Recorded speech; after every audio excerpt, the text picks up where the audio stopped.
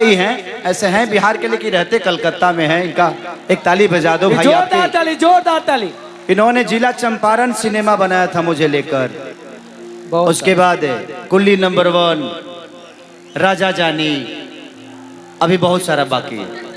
राजा की आएगी बारात, फरिश्ते, अभी आप लोगों ने फरिश्ता मेरा मूवी देखा होगा। एक जोरदार ताली, जिसमें मैं पागल का रोल किया था।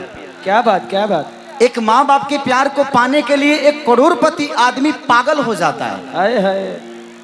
तो पागलपंती अपने माँ बाप के लिए ऐसी होनी चाहिए जी। इस दुनिया में एक ही मोहब्बत है जो स्वार्थ में नहीं है, वो है माँ का प्यार और पिता का प्यार। वाह वाह। अरे वह कितनों मोटा के अपना माई लगे चल जाए, अरे वह भैंसा होके चल जाए।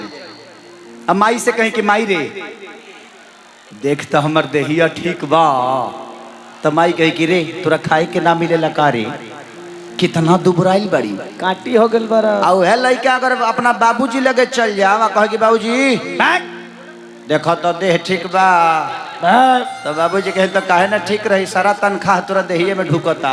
गधा कहीं का।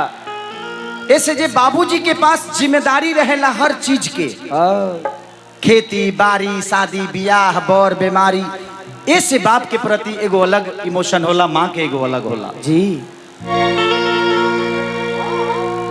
कि कतना ले कही तू तला गोल रहता रह, ओनिए भागल रहता रह। कितना ले कही तू तला गोल रहता रह, ओनिए भागल रहता रह। ओ करे त खातिर रोज पागल रहता रह, रोज उजागर रहता रह। ओ करे खातिर रोज भागल रहता रह, रोज जागल रहता रह। एक बार तनी हाला कर बोलो, I love you. I love you. कि कितना ले कही तू तो जागल रहता रह, ए रोजऊ पागल रहता रह।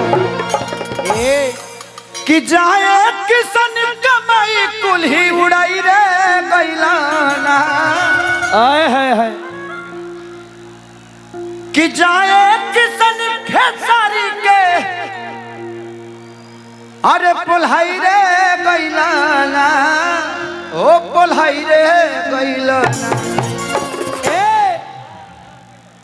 सोना जानू, ए सोना, आई लव यू।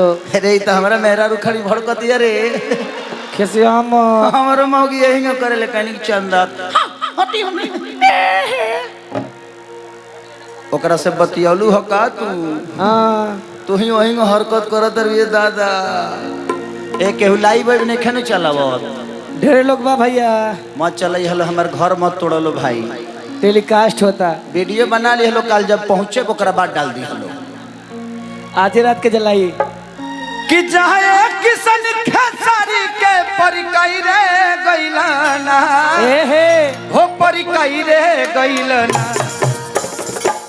एगो नचनिए कार हे राजा जी हो, ओ हो। चला एगो नचनिए कारण कनिया के भुलाई गइलाना, एगो नचनिए कारण कनिया के भुलाई रे गइलाना, एगो नचनिए कारण कनिया के भुलाई रे गइला, एगो नचनिए कारण कनिया के भुलाई रे गइला, एगो नचनिए कारण कनिया के भुलाई रे गइला, एगो नचनिए कारण कनिया के भुलाई रे गइला, एगो नचनिए कारण कनिया के भुलाई रे गइला, एगो नचनिए कारण कनिया के भुलाई रे कारण कनिया के भुलाई रे गइला, एगो नचनिए कारण कनिया के भुलाई रे गइला। जब आग